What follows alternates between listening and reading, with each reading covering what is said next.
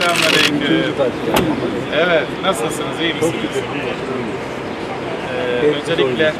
Öncelikle Muharrem ayımız mübarek olsun, hayırlı olsun. Ve birkaç gün önce yaşadığımız bu kötü olaydan dolayı geçmiş olsun. Çok teşekkür ederim. Allah razı olsun. Cenab-ı Hak bir daha göstermesin. Mübarek Muharrem ayı dolayısıyla hem bir ziyaret etmek istedim. Cenab-ı Hak hayırlara vesile eylesin. Eyvallah. Muharrem ayımızı. Eyvallah. Ve ikinci olarak yaşadığımız bir müessif, üzüntü verici olay oldu. Birkaç cemevine saldırı yapıldı.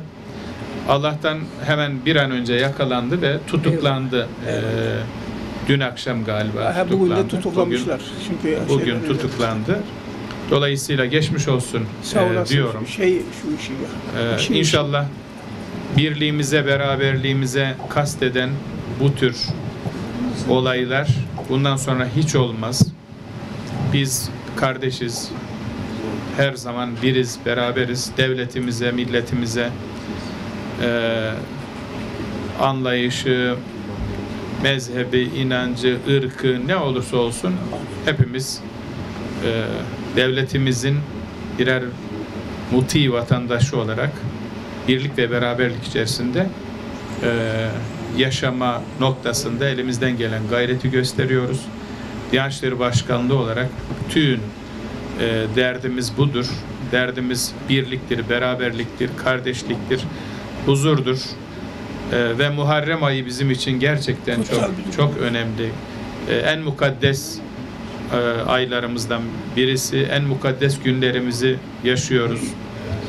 İnşallah 10 Muharrem'de yine birliğimizi, beraberliğimizi göstereceğimiz güzel etkinlikler yapacağız. Cenab-ı Hak hayırlı eylesin, hayırlara vesile eylesin ve bu olayların bundan sonra hiç olmaması noktasında bizler elimizden geleni yapıyoruz. Cenab-ı Hak devletimizi, milletimizi ilelebet payidar eylesin inşallah diyorum. Çünkü bizler geçmişlerden bir takım ders alarak geldik. Artık o aldığımız dersimizin onların tuzağına düşmeyeceğiz. Ve de bütün canlara, bizim dışımızdaki bize destek veren, yanımızda olduklarını gösteren, bizzat gelerek, bizzat telefonlarla arayarak çok teşekkür ederiz. Onların sayesinde bu üzerimize düşen canlarımızın, tüm halkımızın sağduyulu olmasını dikkat ediyoruz.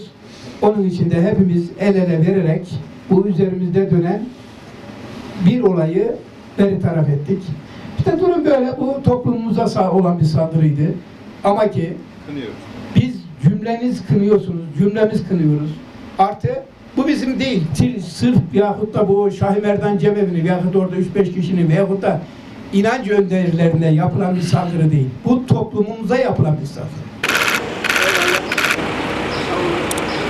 Herhalde böyle